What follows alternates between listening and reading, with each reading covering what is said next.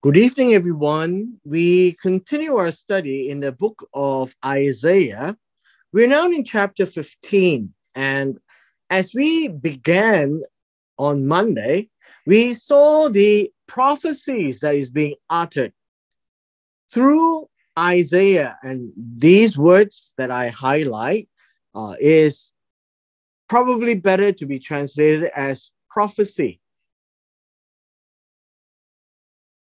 Each of the prophecies that we have seen thus far, before chapter 12, in chapter 10, we saw that it was regarding the Assyrians.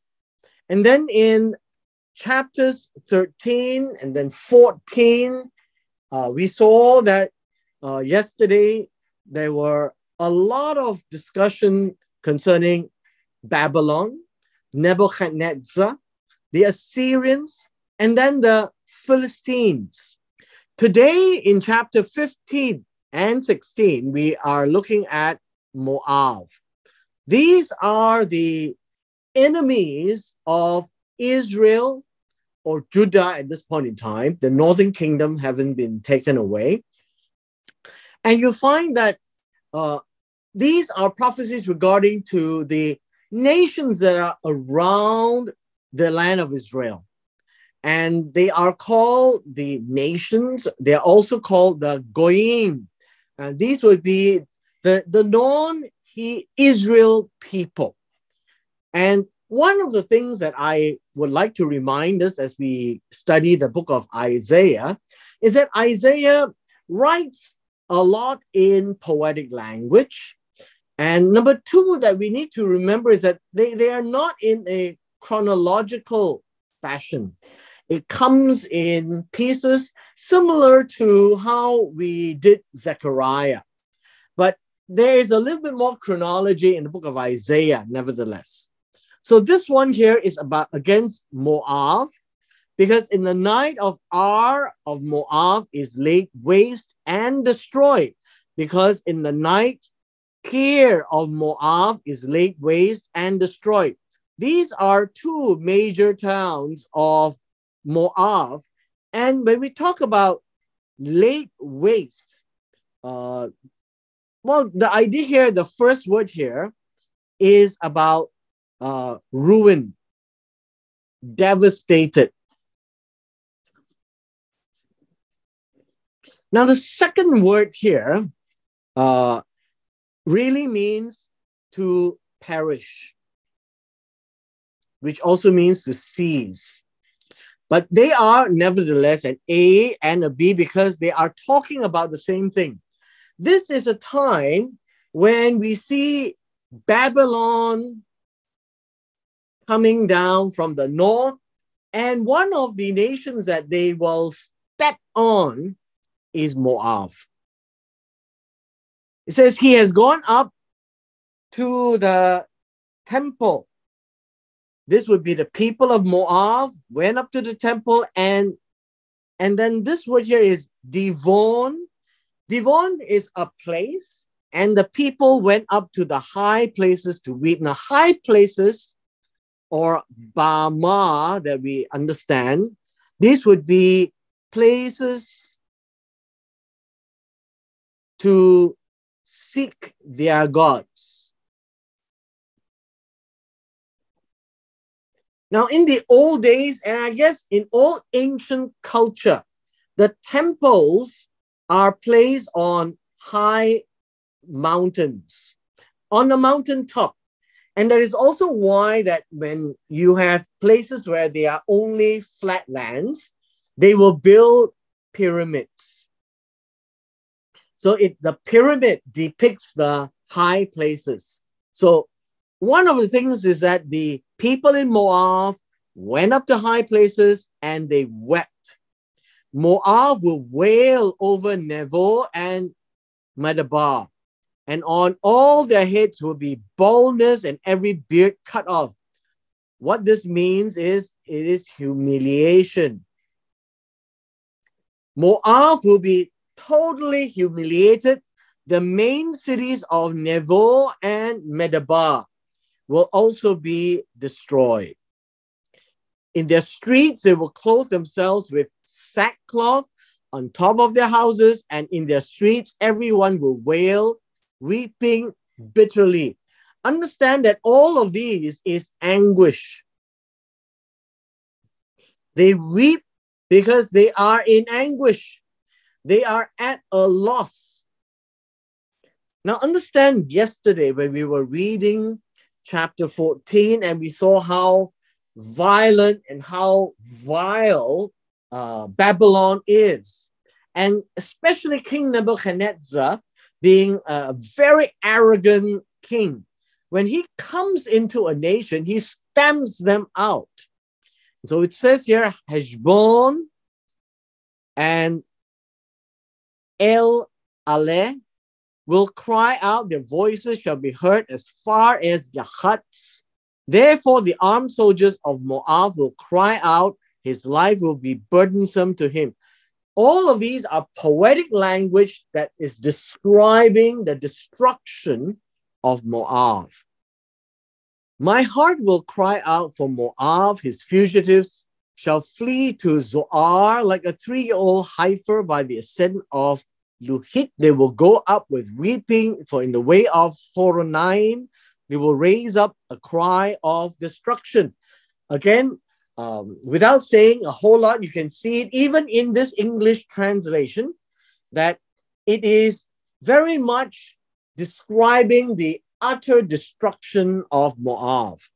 For the waters of Nimrim will be desolate, meaning at the place where Nimrim is supposed to be a lot of water, no more, for the green grass has withered away, the grass fails, nothing green. Therefore, the abundance they have gained and what they have laid up, they will carry away to the brook of willows. For the cry has gone all around the borders of Moab. Remember, we're still talking about Moab. The crying of anguish to Eglaim and its wailing to Be'er Elim. For the waters of Dimon, we saw that just now, will be full of blood. This will be the blood of the battle soldiers.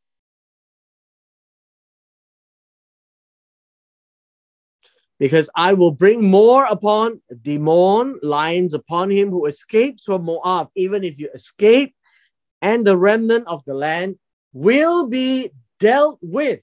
Now, all of this is actually a prophecy through Isaiah regarding Moab. Now, oftentimes we don't see much prophetic utterances against other nations. Now, in this part of Isaiah, we are going to see, and we have seen, nation after nation after nation being prophesied of their utter doom. As God had planned this out, surely his outstretched arm will see it come to pass. In each nation, God will judge them.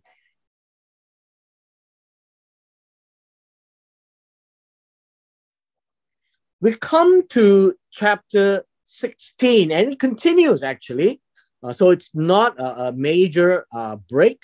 Send the lamb to the ruler of the land, from Selah to the desert, to the mount of the daughter of Zion. And that now is referring back to Judah. For it shall be as a wandering bird thrown out of the nest, so shall be the daughters of Moab and the forts of Arnon. What this means really is people are running away, and these are the remnants. And where do they run? Now, you need to understand, if this is Israel, then you will know that on this side would be Moab. They are neighbors. Now, coming to verse 3. This is the advice to Moab. Take counsel, execute judgment, make your shadow like the night in the middle of the day. Be prepared, hide the outcast, do not betray him. who escapes. Let my outcasts dwell with you, O Moab, be a shelter to them from the face of the spoiler, that's Babylon. For the extortioner is at an end, devastation ceases, the oppressors are consumed out of the land. There will be a time when the Babylonians themselves will be destroyed. And we saw that in the prophecy yesterday.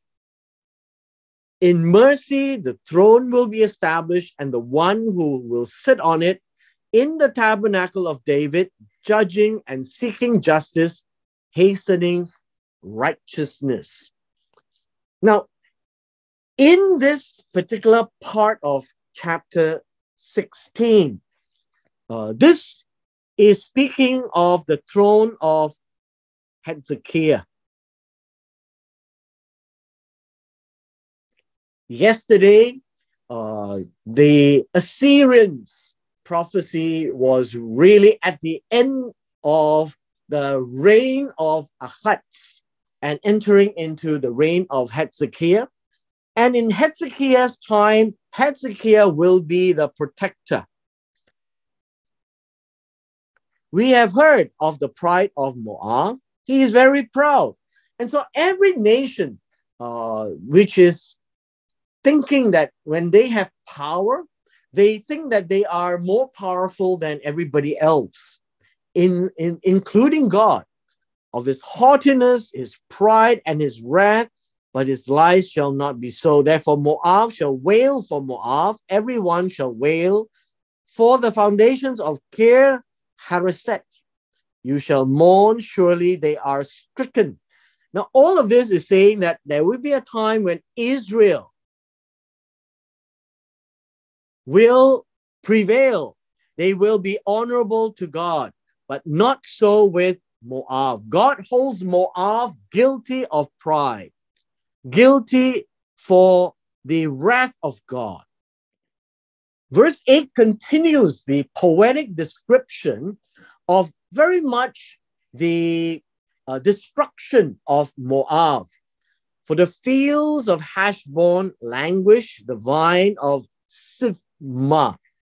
Now, this idea of these are places of Moab where, at least not from our viewpoint, from the viewpoint of the people then, they would know where all these things are. And these are major areas of Moab that is being raised up to remind them that all of this are going away.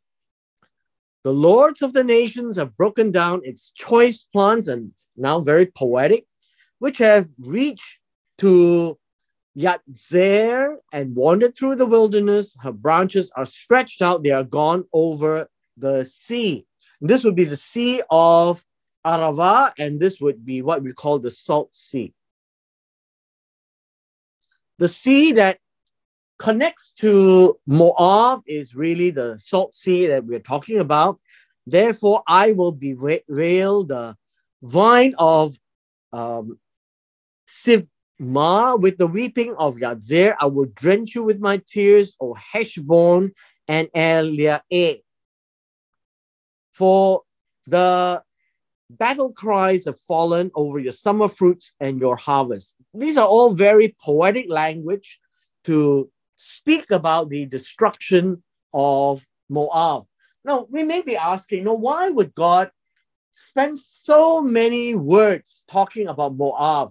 Because Moab is also used as a reminder to Judah of what God is able to do.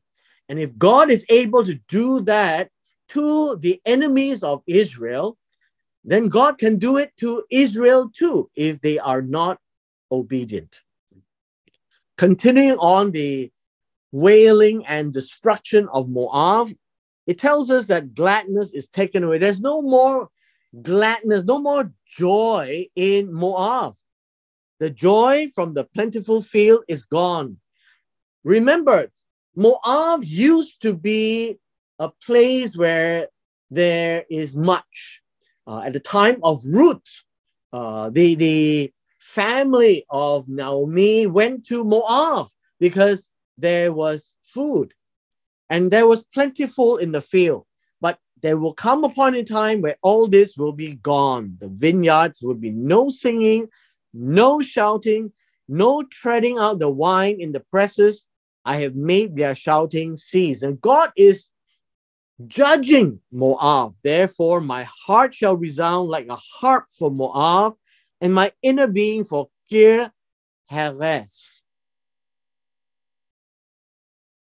And it shall come to pass when it is seen that Moab is weary on the high place where they are worshiping their gods, he will come to his sanctuary to pray. Moab will go and pray, but he will not prevail. Now understand, the ancient peoples, whenever they need something more than what they themselves can do, they will always seek God. Of course, the Moab will go up to the Bama and they will seek their God, and he will not prevail. He can come and pray and nothing will happen. In verse 13, then we will just spend a little bit of time trying to analyze this. It says, this is the word which the Lord has spoken concerning Moab since time. This is important for us to just pay attention. This is about the prophecy of Moab. It's regarding Moab. And it's about their destruction. It is very scary if God is there to give a prophecy of the doom of a nation. But it will happen. So it is something that will happen in the future of the time where the prophecy was revealed. It says, but now God has spoken, saying, within 3 years, as the years of a hired man, the glory of Moab will be despised with all that great multitude, and the remnant will be very small and feeble. And so God says, I have given you a prophecy. I will also tell you when it's going to happen, within 3 years.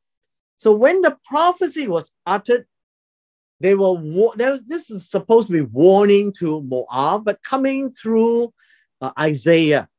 And as this is heard in the land of Judah, they will be very scared as well. Because as prophecies are being unleashed by God through his servant and prophet Isaiah, everyone is listening to this. And what is important is we find that there were waves of nations, right? We have the Assyrians that came, and then we will have the Babylonians that will come. Now, eventually you find that there will be the Medo-Persian, which we read as well yesterday. So each of this is at a different point in time.